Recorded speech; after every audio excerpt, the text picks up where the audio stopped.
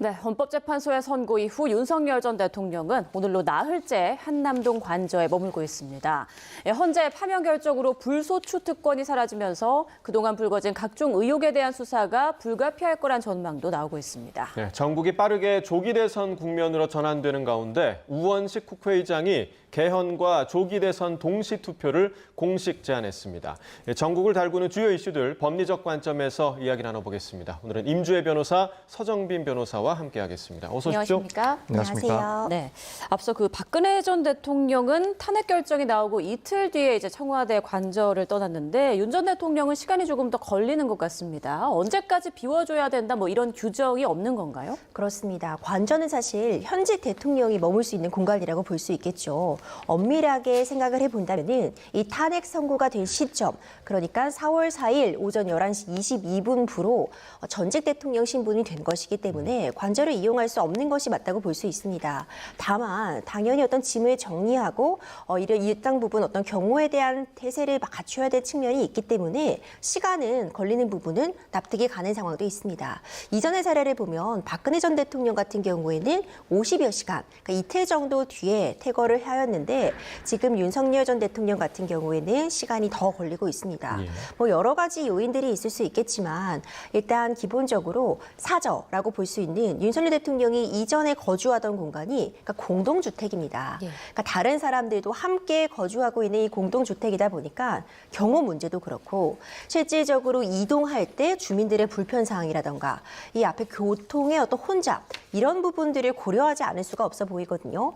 그래서 당초 지난 주말에 이동할 것이다. 왜냐하면 주중에는 너무나도 혼잡스러울 수 있기 때문에 그런 전망도 있었지만 주말에도 이동이 없었습니다. 그렇다면 다음 주말까지 뭐 이어지는 거 아니냐, 뭐 이런 예측도 조심스럽게 나오곤 있지만 어느 정도 경호에 대한 준비가 마무리되고 이동할 수 있는 그런 여건들이 준비가 된다면 즉시 사저로 이동을 하지 않을까 싶습니다. 자, 대통령 사저를 정할 때 가장 중요한 건 지금 말씀해 주신 대로 결국 경호 문제겠죠. 대통령 경호실 출신인 박관천 전 경정의 말을 함께 들어보겠습니다. 일단은 전직 대통령은 한 담장 한 호를 탈의 안에 대통령이 머무르시는 곳과 경호동이 같이 있어야 됩니다. 그리고 두 번째는 대통령이 머무르시는 곳도 그 안에 경호원이 들어가 있어야 되거든요. 그럼 경호원의 그 대기 장소와 대통령하고 영부인의 상황을 별도로 있어야 돼요. 네, 사저와 경호동이 함께 있는지 떨어져 있는지는 보안상의 이유로 잘 알려지지 않았는데요. 과거 전두환 씨는 연희동 사저에서 수십 미터 떨어진 곳에 경호동을 두고 있었던 것으로 알려졌고요. 자, 이명박 전 대통령 역시 논현동 사저에서 100m 안 거리에 경호동이 있었던 것으로 전해졌습니다. 자, 그리고 문재인 전 대통령도 평산마을에 있는 사저 건물 근처에 경호동이 위치한 것으로 알려졌는데요. 종합해보면 경호 인력이 상주하는 경호동 자체는 사저 울타리 밖이나 거리가 좀 떨어진 곳에 있는 경우가 많은 거죠. 자, 경호동 외에 사저 건물 안에도 필수 경호 인력이 상주하겠죠. 전직 대통령 신변에 위협이 있다면 즉각 이를 제지할 최소한의 인력인데요. 하지만 사저 내부는 전직 대통령 부부가 생활하는 공간인 만큼 경호 인력에 배당할 공간은 한정될 수밖에 없습니다. 자, 저희가 이제 전직 대통령들의 경호동과 관련된 이야기를 좀 나눠봤는데 결국에는 지금 뭐 임주혜 변호사께서 말씀해 주신 대로 윤 전 대통령이 이제 대통령 당선 이전에 살았던 서초동 사저 같은 경우에는 뭐 공동주택이기 때문에 경호동 설치 뭐 이런 요건들이 조금 어렵다 이런 평가가 좀 나오고 있잖아요. 네, 그렇습니다. 앞서 설명을 해주신 것처럼 이제 전직 대통령에 대해서도 당연히 경호와 경비가 이루어져야 되는데 결국 사저에 인접해서 경비동도 마련을 해야 되고 또 일부 경호 인력은 사저에서 또 배치가 돼야 되는 그런 조건들이 만족이 돼야 됩니다. 뿐만 아니라 이제 경호 구역 내에 또 주민들의 그런 동선을 파악한다거나 혹은 통제를 또 해야 되는 일이 발생을 할 수가 있습니다. 이제 다른 전직 대통령 같은 경우에는 모두 사저로 개인 주택을 이제 준비를 했었고 또 경호가 진행되는 데는 크게 문제가 없었습니다. 하지만 지금 이제 윤 전 대통령 같은 경우에는 뭐 별도로 이제 퇴임 후에 그 사저를 준비 경비할 수 있는 시간 자체가 사실상 없었기 때문에 결국에는 이제 원래 사저인 이 고층 공동주택으로 일단 이사를 해야 되는 상황으로 보입니다. 그래서 이제 경호동 마련 혹은 경호 시스템을 구축하는 것부터 해서 이후의 관리까지도 상당히 어려운 점들이 많지 않나 이렇게 다들 의견이 나오고 있는 상황입니다. 네, 그 윤 전 대통령 그 당선인 시절에는 대통령 경호처가 서초동 사저 전체를 특별 경호구역으로 지정을 했다고요? 그렇죠. 그것은 이제 이전에 윤석열 대통령이 당선인 신분일 때부터 거주하고 있었기 때문에 당선이 된 이후에도 사실상 경호, 현직 대통령으로서의 경호가 필요한 측면들이 감안돼서 이런 부분들이 정해졌습니다. 하지만 지금은 좀 상황이 달라졌다고 보이는데 이 전직 대통령의 예우에 관한 규정도 탄핵 심판으로 파면이 선고될 때는 대부분의 규정, 그러니까 경호를 제외하고는 모두 적용이 되지 않는다고 보는 편이 맞습니다. 이제 이런 부분들을 감안하자면 이 공동주택 전체를 어떤 경호구역으로 지정한다거나 이 안에 별도로 어떤 경호 공간을 두는데 만약 시민들의 불편을 초래하는 상황이 있다면 이 부분은 사실 지양해야 되거든요. 그런 부분들을 감안해서 제3의 장소를 지금 좀 물색하고 있지 않을까 저는 조심스럽지만 그렇게 추측을 하고 있습니다. 네, 그리고 특히나 이제 윤 전 대통령 부부가 키우는 반려동물이 많기 때문에 그래서 이제 제3의 장소, 단독주택과 같은 제3의 장소를 지금 물색하고 있다라는 이야기도 나오고 있는 것 같고요. 자, 이렇게 이제 재직 중에 탄핵이 돼서 퇴임한 경우에는 이 전직 대통령에 대한 경호 문제가 좀 어떻게 되는 겁니까? 일단 파면되었다 하더라도 기본적으로 이제 경호 자체는 그리고 경비 자체는 기본적인 일반적인 전직 대통령과 마찬가지로 진행이 됩니다. 물론 이제 다들 많이 아실 것 같은데 이 예우에 대해서는 차이가 발생을 합니다. 예. 통상적인 임기를 마친 전직 대통령에 대해서는 연금이라든가 혹은 각종 인적인 지원들이 충분히 이루어지는데 파면을 통해서 퇴임을 하게 된 대통령의 경우에는 그런 예우들은 모두 사라지게 되고 남는 것은 이제 경호 그리고 경비만 지원이 되는 겁니다. 다만 이제 구체적인 그 기간에 있어서는 또 임기를 마친 대통령들과는 차이가 발생을 하게 되는데 이렇게 파면으로 임기를 마쳤다라고 한다면 경호와 경비 그 기간에서 훨씬 더 이제 짧은 기간만을 설정을 하고 있습니다. 예. 그래서 원칙적으로는 이제 5년 동안 지원이 가능하고 또 뭐 연장을 하게 된다라면 추가로 5년이 연장이 되기 때문에 최대 10년까지 경호나 경비 지원을 받게 되는 그런 상황입니다. 네.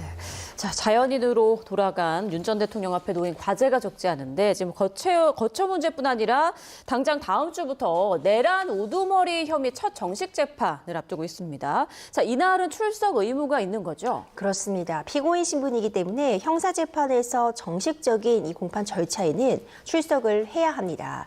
이전에 공판 준비 기일을 거쳤었는데 첫 번째 공판 준비 기일에는 구속 취소 신분도 있었어서 당시에는 출석을 했었고요.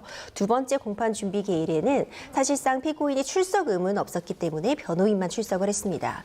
하지만 이제 14일부터 정식 재판이 시작된다 이렇게 볼 수 있습니다. 이 정식 재판이 시작이 되게 되면 윤석열 전 대통령도 당연히 출석을 해야 되는 그런 상황이고요. 이것이 본인의 방어권을 보장하는 측면에서도 필요한 조치라고 보여집니다. 공소사실의 낭독이라던가 이 부분에 대해서 피고인 측의 입장 진술, 증인신문 이런 부분들이 굉장히 심도 있게 이뤄질 것으로 보이고요. 이미 5월 8일까지 이 형사재판의 기일들이 지정이 되어 있습니다. 반드시 출석을 해야 되기 때문에 이 부분은 매번 출석을 하지 않을까 이렇게 예측이 되고 있고 특히 이 4월 14일 첫 공판 기일에는 최상목 경제부총리와 조태열 외교부 장관에 대한 증인신문이 예정되어 있습니다. 최상목 부총리와 조태열 외교부 장관 같은 경우에는 이 12.3 비상계엄 선포 과정에서 이 부분에 대해서 경제적인 부분도 그렇고 외교와의 관계에서 굉장히 혼란을 초래할 수 있다 이런 우려를 표했던 것으로 알려져 있거든요. 아마도 이제 검찰 측에서는 이런 부분들 사전에 이 12.3 비상계엄 선포 관련해서 어떤 문제점들을 보고받거나 보고했는지 이런 부분들에 대한 증인신문 이어가지 않을까 생각이 됩니다. 네, 특히나 그 최상목 부총리 같은 경우는 계엄 직전에 받았다고 지금 전해지는 그 비상입법기구와 관련된 문서, 그 쪽지, 그 부분이 좀 주요 쟁점이 될 거다 이런 관측도 좀 있더라고요. 네, 그렇습니다. 이제 예상되는 증인신문 과정을 조금 생각을 해보면 일단 국무회의가 실제로 있었는지 혹은 그 이전에 계엄과 관련한 윤 대통령의 이야기들이 있었는지 실제로 그 회의가 어떤 식으로 진행을 됐고 국무위원들의 입장은 어떠했는지 이런 것들도 일단 증인신문에서 이루어질 것으로 보이는데 말씀하신 것처럼 이제 당시에 최상목 부총리가 계엄 직전에 받았다라고 하는 그 문건의 소재와 또 내용에 대해서도 상당히 집중적으로 질문이 이어지지 않을까 예상이 됩니다. 그 쪽지 안에는 이제 비상입법기구를 전제로 한 그런 표현들과 내용들이 적혀져 있었다라고 일단 알려져 있는데 결국 이제 이 부분은 당시에 이 계엄이 국헌 문란의 목적을 갖고 있었는지 아닌지 이 부분을 판단하는 데 중요한 증거 자료로 쓰일 수가 있습니다. 만약에 여기서 말하는 비상입법기구라는 것이 실제로 시행될 예정이었다. 그래서 국회의 그런 기능을 대체할 기구에 대해서도 미리 전제를 하고 있었다라는 점이 입증이 된다라고 한다면 그동안 윤 전 대통령이 주장을 해왔던 것처럼 일시적인 그리고 경고성의 계엄이다라는 그런 변론 내용들이 힘을 잃게 되고 사실은 국회의 그런 기능 자체를 상당 기간 마비시킬 것을 전제로 하고 국무위원들에게 지시를 내린 것이다라는 판단을 받게 될 가능성이 상당히 높아집니다. 따라서 이번 증인신문이 진행이 된다라고 한다면 당시에 이제 최 부총리가 받았다라고 하는 그 비상입법 기구 그 내용이 담겨 있는 문건 여기에 대해서 양측에서 상당한 공방이 이루어지지 않을까 예상을 해볼 수 있을 것 같습니다. 네. 자, 지난 4일 헌법재판소는 윤 전 대통령 측이 신빙성을 지적했던 홍장원 전 국정원 1차장 그리고 곽종근 전 특수전사령관의 진술도 사실상 인정했는데요. 관련 내용 잠깐 들어보시죠. 피청구인은 국가정보원 1차장에게 전화하여 국군방첩사령부를 지원하라고 하였고 국군방첩사령관은 국가정보원 1차장에게 위 사람들에 대한 위치 확인을 요청하였습니다. 이와 같이 피청구인은 군경을 투입하여 국회의원의 국회 출입을 통제하는 한편 이들을 끌어내라고 지시함으로써 국회의 권한 행사를 방해하였으므로 국회에 계엄 해제 요구권을 부여한 헌법 조항을 위반하였고 국회의원의 심의 표결권, 불체포 특권을 침해하였습니다. 네, 원칙적으로는 탄핵 심판과 형사 재판이 별개지만 조금 전 들은 것처럼 이제 헌재가 군경의 국회 투입 또 계엄 해제 의결 방해를 사실로 인정한 게 형사 재판에 어느 정도 영향을 미치지 않을까 이런 분석도 있더라고요. 맞습니다. 언급해 주신 것처럼 원칙적으로 형사재판과 헌법재판은 별개입니다. 그러니까 12.3 비상계엄 선포라는 동일한 사실관계를 지금 대상으로 하고 있지만 이 헌법재판 같은 경우에는 그것이 헌법에 얼마나 위배되는지 헌법에 위배되는 부분이 중대해서 대통령직을 계속 수행할 수 없을 정도에 이르렀는지 이 부분에 대한 판단이 있었던 것이고요. 결국 형사재판에서는 이 12.3 비상계엄 선포가 국헌문란 목적의 폭동이었는가 이 부분을 다루게 되는 것입니다. 그리고 또 한 가지 차이점이 형사재판 같은 경우에는 헌법재판에서보다 높은 어떤 증명력을 요한다 이렇게 보여집니다. 네. 유죄냐 무죄냐를 다툴 때는 어떤 증거 능력을 좀 더 높게 요구하고 있다 이렇게도 표현을 해볼 수 있을 것 같은데요. 그렇기 때문에 지금 헌법재판에서 인정한 사실관계들 결국 홍장원 전 차장의 증언 신빙성을 매우 높다 이렇게 본 것이고요. 곽종근 전 사령관의 그 의원들을 끌어내라고 했다. 이 취지의 증언과 진술들을 모두 사실로 판단을 했는데 형사재판에서는 이와 관련해서 수사기관에서 작성한 그런 조서 같은 부분을 윤석열 전 대통령 측에서 부동의를 한다면 다시 이들에 대한 형사재판에서 증인 신청과 증인 신문이 이어질 필요는 있어 보입니다. 원칙적으로는 별개의 재판이라고 해도 하지만 여전히 동일한 사실관계를 대상으로 합니다. 12.3 비상계엄 선포의 전 과정이라는 동일한 내용을 그 대상으로 하고 있기 때문에 헌법재판에서 인정한 사실관계들이 직간접적으로라도 형사재판에서 영향을 끼칠 수밖에 없다. 그렇기 때문에 윤석열 대통령 측에서는 굉장히 다른 증거를 제시한다거나 제대로 된 방어권을 행사하지 않으면 헌법재판에서 이미 인정된 사실관계들이 윤석열 전 대통령의 이 형사재판에서도 그대로 인정될 가능성도 충분히 매우 높다 이렇게 보여집니다. 네, 결국에는 이제 형사재판에서는 그 윤 전 대통령의 비상계엄 선포가 형법상 내란죄에 해당하느냐 이 부분을 가리는 재판이 될 텐데 구체적으로 이제 헌재의 판단과 좀 다르게 형법 헌법재판에서는 좀 핵심 쟁점이 되는 부분은 어떨까요? 거의 비슷할까요? 근데 사실은 거의 비슷하다라고 보고 있습니다. 물론 이제 이 형사 재판에 있어서 다른 쟁점도 하나가 더 있긴 합니다. 절차적으로 과연 공수처의 수사권이 인정이 되었는지, 예. 그래서 이 기소가 적법한지 여기에 대해서도 윤 대통령 측에서는 상당히 강하게 다툴 것으로 예상이 되고, 또 한편으로는 이제 말씀하신 것처럼 형법상 내란죄가 성립하는지 여기에 대해서도 윤 전 대통령 측에서는 그 요건을 하나하나 따지면서 이러한 요건이 성립하지 않는다, 만족되지 않는다라는 주장을 할 겁니다. 다만 이제 실제로 헌법재판소에서 이 탄핵 심판 과정 그 결과에서 상당한 내용들의 사실관계를 인정을 해버렸기 때문에 여기에 대해서 아무래도 형사 재판에서는 그런 그대로 사실관계가 인정될 가능성이 상당히 높아졌다라고 보여집니다.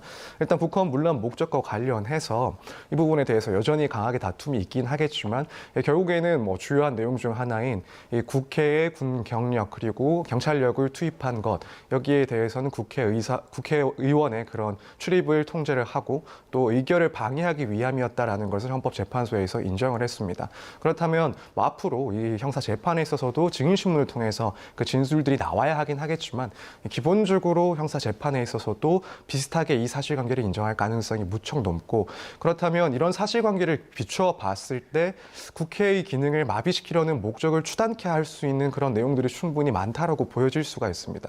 그렇기 때문에 여기에 대해서 기존과는 다르게 형사 재판에서는 사실관계가 인정될 가능성이 상당히 높아졌다라고 보이고, 이제 내란죄의 성립 요건에서 하나는 아까 말씀드린 그런 국헌 문란의 목적이었고, 예. 또 하나는 이제 폭동이 있었어야 됩니다. 사실 이 폭동에 관한 부분에 대해서는 헌법재판소에서 크게 다루어진 부분은 아니었습니다. 여기에 대해서 이제 형사재판에서 조금 더 비중 있게 윤 전 대통령 측에서 주장을 하지 않을까. 결국 이 폭동이라는 것은 한 지역의 평온을 해칠 정도의 물리력이 있었어야 되는데, 아마 이렇게 한 지역의 그런 평온을 해칠 정도의 물리력은 없었다. 뭐 투입된 경력이나 혹은 병력 등을 봤을 때 그 정도에는 이르지 못했다라는 점을 또 주장을 상당히 강하게 하지 않을까. 그래서 물론 이 두 가지 요건에 대해서 강하게 변론을 하긴 하겠지만 그 중요도가 조금은 바뀔 수가 있지 않나, 이렇게 생각을 하고 있습니다. 예. 자, 윤석열 전 대통령 지난 4일 오전 11시 21분 헌재 선고로 불소추 특권도 잃었는데요. 그동안 현직 대통령이었기 때문에 좀 피할 수 있었던 의혹들이 있었잖아요. 이 부분도 이제 본격적인 수사가 이루어지지 않을까, 이런 전망도 있더라고요. 그렇습니다. 이 탄핵 심판 선고, 결국 파면이라는 결과표를 받아듣고 가장 큰 차이점이라고 한다면 사실 불소추 특권을 이제 잃었다. 이 부분도 꼽을 수 있을 것 같습니다. 그러니까 불소추 특권이라는 것은 현직 대통령은 내란죄나 외환의 죄를 범한 경우를 제외하고는 형사상 소추당하지 않는다라는 조항입니다.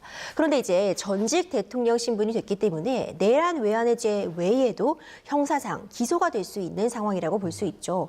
지금 문제되고 있는 그런 항목들을 좀 보자면은 결국 직권남용죄도 문제가 될 수밖에 없습니다. 대통령으로서 행사할 수 있는 그런 권한이라는 것이 존재할 텐데 그것을 넘어서서 어떤 일을 벌인 부분들, 직권남용죄가 문제될 수가 있고요.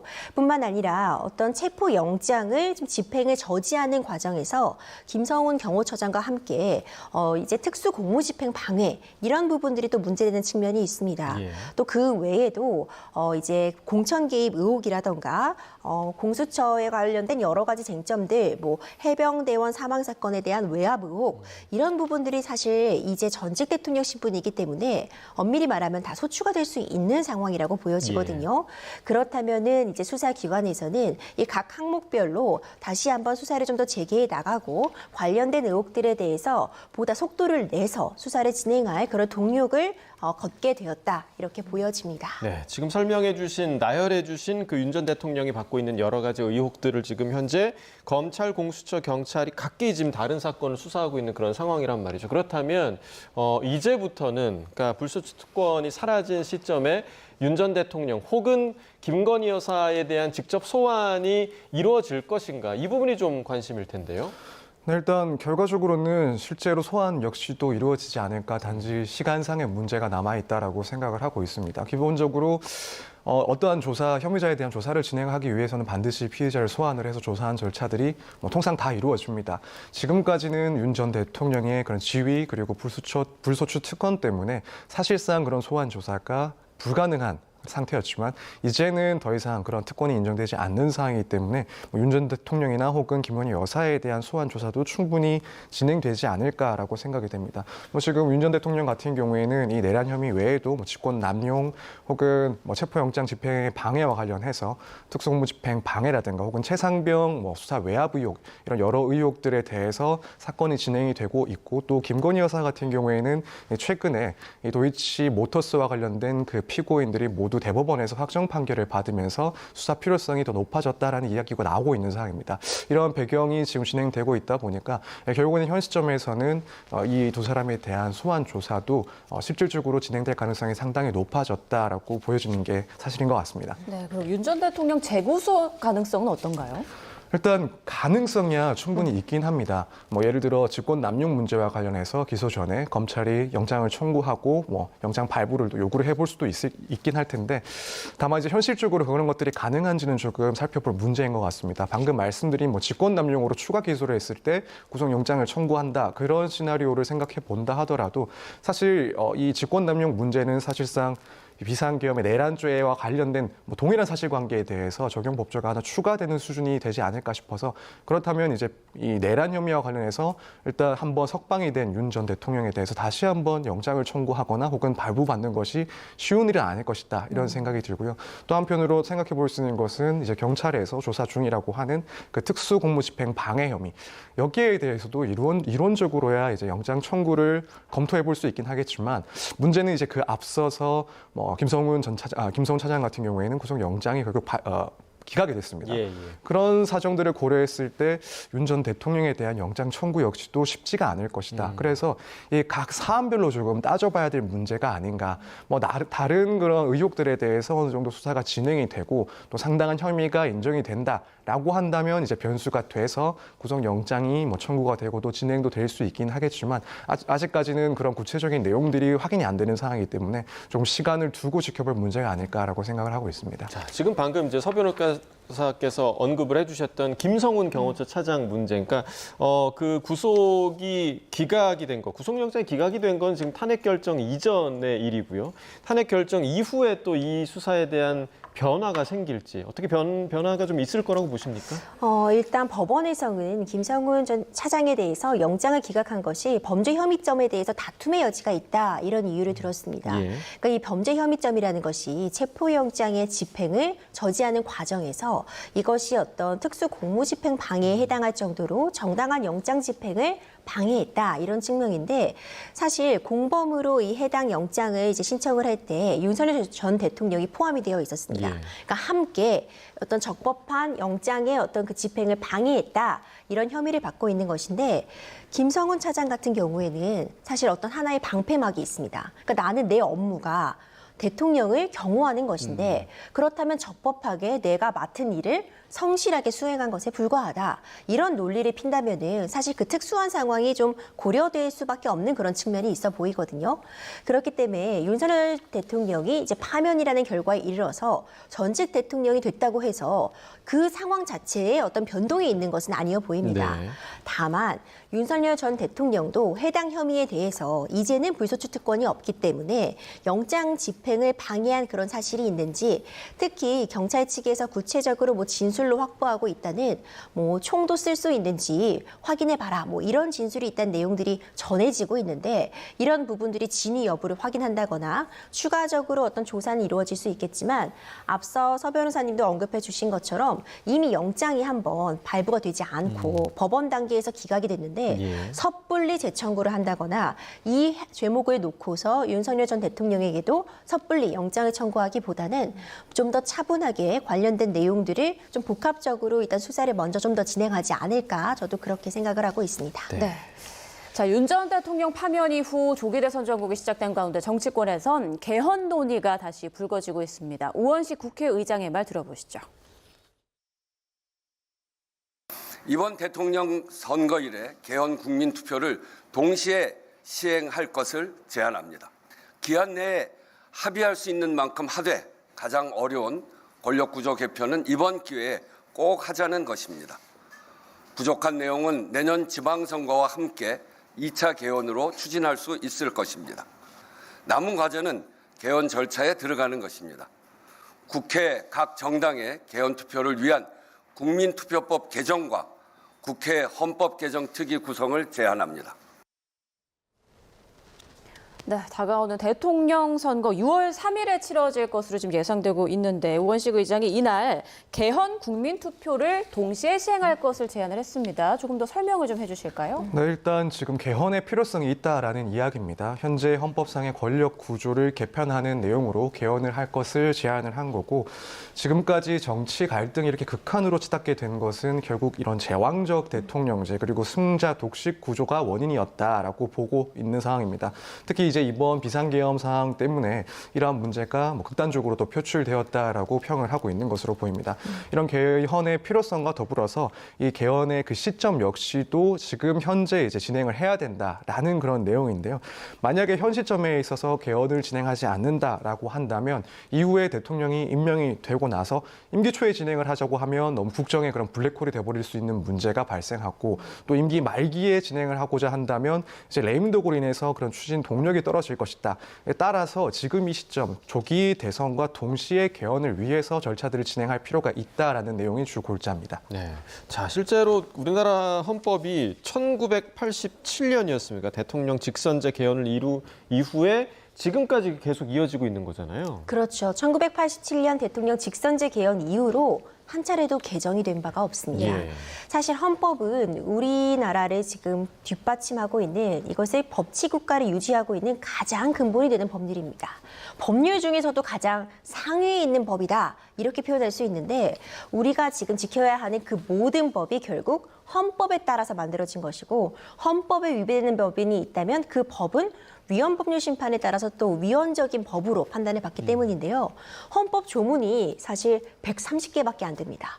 어찌 보자면 굉장히 짧게 느껴질 수도 있고 그러네요. 누구든지 헌법 조문을 찾아서 한번 읽어본다면 금방 다 읽을 수 있을 정도로 그 분량이 결코 많지 않습니다. 그만큼 대한민국을 뒷받침하는 가장 중요한 내용, 대표적인 가치만을 담고 있는 것인데 그 1조가 바로 가장 유명한 이 대한민국은 민주공화국이고 이 주권은 국민으로부터 나온다. 이것을 선언하고 있는 규정입니다. 헌법에 대한 개헌이나 개정이 자주 일어나서는 당연히 안 되겠죠. 헌법은 당연히 그 안정성을 근간으로 하고 있기 때문에 쉽게 바뀌는 것은 아니고요. 그렇기 때문에 이 개헌을 하고자 한다면 국민투표와 같은 절차까지도 해야지만 개헌이 되는 것으로 마련되어 있습니다.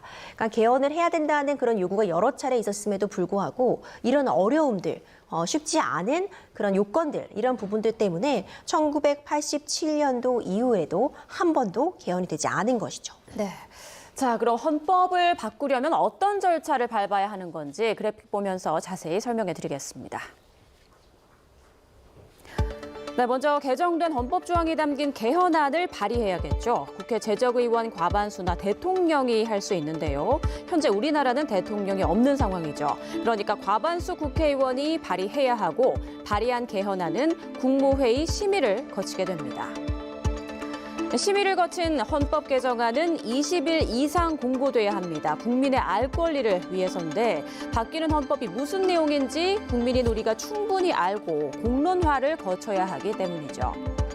공고된 날부터 60일 안에 국회는 의결을 마쳐야 합니다. 제적의원 3분의 2 이상이 찬성표를 던져야 개헌안이 통과되고요. 자, 그리고 가장 중요한 마지막 절차, 국민투표가 남아 있습니다. 국회 의결 후 30일 안에 개헌안이 국민투표에 붙여지게 되는데요. 18살 이상 성인은 투표할 수 있고 과반수 투표, 그리고 과반수 찬성을 얻으면 개헌안이 확정되고 즉시 공포됩니다.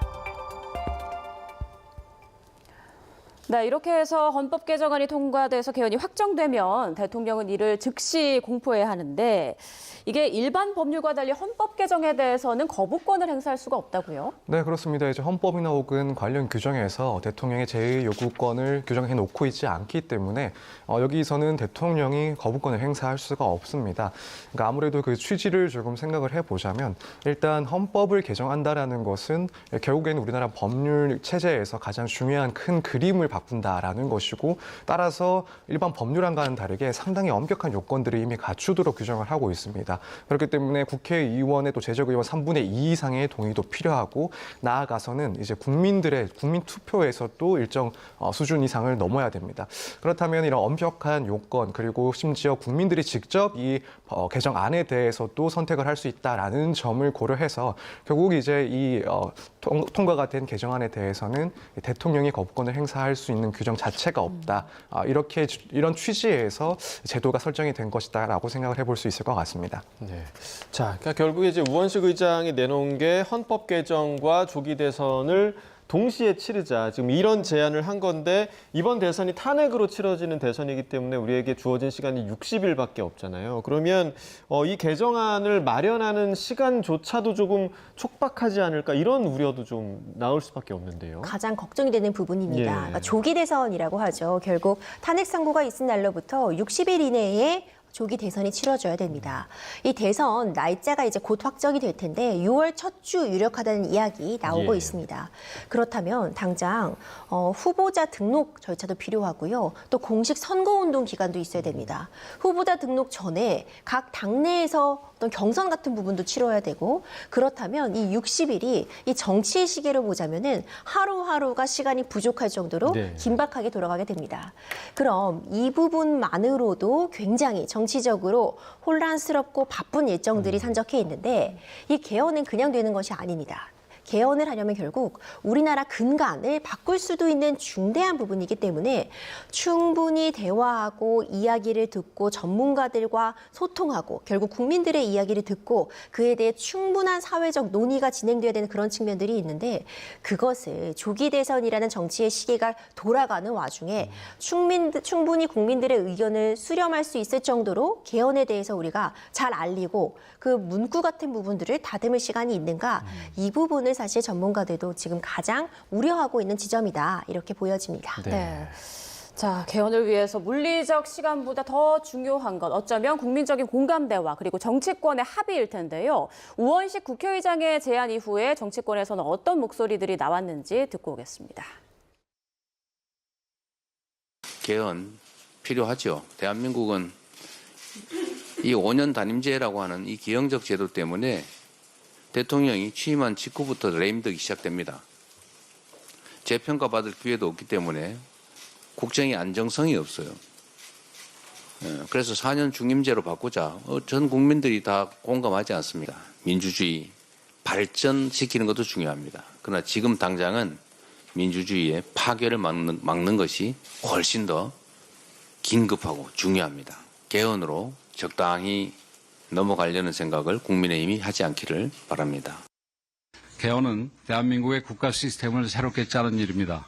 단지 권력 구조를 분산하는 데 그치지 않고 견제와 균형의 원리가 제대로 작동할 수 있도록 시스템을 정비해야 합니다. 국민의힘은 이미 개헌특위를 구성해 자체적인 개헌안을 준비하고 있습니다. 시대적 요구에 부응하겠습니다. 국민의 뜻을 제대로 반영하는 개헌안을 마련하여 대통령 선거일에 함께 국민투표에 붙이는 방안도 추진하겠습니다.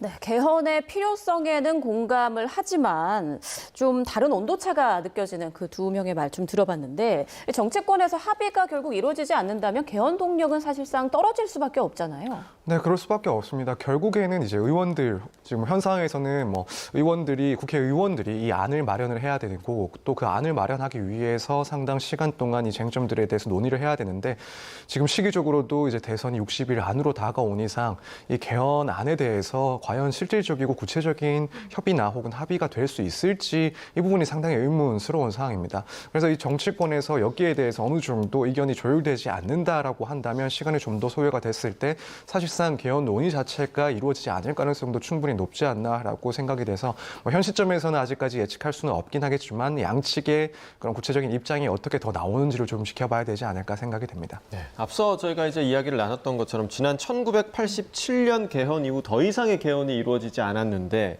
당시에 그 개헌의 산파역을 맡았던 8인 정치회담도 재조명되고 있더라고요. 어떤 내용입니까? 그렇죠. 당시에 이 8인 정치회담을 통해서 결국 개헌안에 대한 합의를 이루었는데 이것을 8인 정치회담이라고 우리가 흔히 일컫습니다. 그러니까 절충과 속도, 이 모든 것을 잡았다라는 이야기가 나오고 있는데 당시에 있었던 민정당과 통일민주당에서 4인씩 이제 나와서 함께 토론을 하면서 합의안을 만들어냈던 거죠. 여러 가지 쟁점들이 있었는데 일단 합의가 되지 않으면 그 쟁점은 넘어가고 합의가 된 것부터 좀 더 이 합의를 일단락 짓는 그런 모양새를 취하고 있었습니다. 그럼에도 불구하고 마지막까지 합의가 도달하지 못했던 것이 바로 6년 단임을 할 것인가 대통령 임기를 4년 중임을 할 것인가 부분이었습니다. 이 두 부분은 사실 양 정당에서 모두 포기할 수 없는 각자의 입장을 고수하고 있었는데 그때 나온 것이 이제 6년 단임이 아니라 바로 현행 헌법하에 5년 단임제입니다. 그러니까 이와 같이 일정 부분 입장을 제시를 하되 대화와 타협을 통해서 어떤 조절했던 그 사례, 이때 굉장히 빠르고 또 절충안이 또 마련이 되었다는 측면에서 지금 우원식 국회의장 같은 경우에도 이 8인 정치회담 같은 부분을 언급하면서 이번에 우리가 지금 시도하는 개헌 사례에 있어서도 한 가지 모델로서 작용할 수 있다, 이런 이야기가 지금 나오고 있습니다. 네, 만약에 이제 이번에 개헌이 이루어진다면 38년 만에 개헌이 이루어지는 거죠? 그렇습니다. 정말 오랜 기간 동안 사실 해당 헌법이 유지되어 있었습니다. 근데 오랜 기간 동안 좀 개헌되지 않은 것 자체가 문제라고는 보지 않습니다. 나라의 근간을 담고 있는 부분들을 담고 있으니만큼 자주 바뀐다는 것이 어찌 보자면 더 문제점으로 지적될 수 있겠지만 사회가 변화했고 그에 따라서 국민들의 요구가 있다면 헌법 역시도 일부분 그 옷을 바꿔 입을 수는 있다고 보고요. 중요한 건 이것이 어떤 정치인들의 판단에 따라서 그 옷을 바꿔 입는 것이 아니라 국민들의 요구 그리고 국민들의 의사가 반영된 상태로 헌법이 그 모습을 갖추는 것이 가장 중요한 과제가 아닌가 싶습니다. 네. 자, 지금 뭐 사실 탄핵 문제로 대통령이 지금 물러난 그런 상황이기 때문에 이제 여야, 그러니까 지금 뭐 여당이 없어졌습니다만 국민의힘과 더불어민주당이 이 개헌 문제에 대해서 지난 그 8인 정치회담처럼 합의에 이를 수 있을 것인가? 그 가능성에 대해서는 서 변호사님 좀 어떻게 좀 보십니까? 저는 그래도 조금 아직은 낙관적으로 전망하기는 어렵지 않나라는 생각이 듭니다. 일단 우원식 국회의장은 이런 입장을 밝히긴 했지만 저도 지금 언론상으로 드러나는 사안들을 봤을 때 이제 민주당 측에서는 이것보다도 어쨌든 정부를 재창출하는, 정권을 재창출하는 것을 먼저 우선으로 하고 있다라는 그런 분위기가 감지되고 있는 것 같습니다. 그렇다면은 사실 이 헌법 개정에 있어서 한쪽이라도 소극적으로 임할 경우에는 결국에는 이제 이전에 있었던 그런 논의 과정과 마찬가지로 초기에는 조금 이야기가 나왔다가 결국 대선에만 집중을 하게 되는 그런 모습이 되지 않을까. 마찬가지로 그런 모습들이 반복될 가능성이 상당히 높다라고 생각을 하고 있습니다. 그래서 이 부분은 정치권의 영역이라서 저도 구체적인 의견을 내기가 쉽지는 않긴 합니다만 시점을 특히 봤을 때 이 남은 대선을 치르는 데 있어서 구체적인 논의가 실제로 이루어지기에는 시기상으로는 너무 촉박하다. 그리고 각 당의 지금 입장이나 혹은 목적 역시도 조금 차이가 있는 사항이라 이 부분 쉽게 합의가 되고 진행이 되기는 어렵지 않을까 개인적으로는 전망을 하고 있습니다. 네. 뭐 정치권의 합의도 물론 중요하지만 국민 공감대가 이제 만약에 굉장히 높으면 정치권도 그에 좀 따라갈 수밖에 없지 않을까 싶은데 어떻습니까? 그렇습니다. 가장 중요한 건 국민들의 의사가 반영이 돼야 됩니다. 결국 국민들의 권리와 의무가 담긴 것이 바로 이 헌법이거든요. 이 헌법을 개정함에 있어서 가장 중요한 건 국민들의 합의를 어디까지 이뤄낼 수 있는가. 그러니까 그렇다면 신속하고 빠른 개헌도 필요하다면 그 부분도 논의될 측면이 있겠지만 중요한 건 얼만큼 심도 있는 논의가 함께 진행될 수 있느냐인 것 같습니다. 당연히 정치권에서도 이런 국민들의 열망 당연히 받아들이리라고 봅니다. 네, 알겠습니다. 지금까지 임주혜 변호사, 서정빈 변호사와 함께 주요 이슈들 짚어봤습니다. 두 분 고맙습니다. 감사합니다.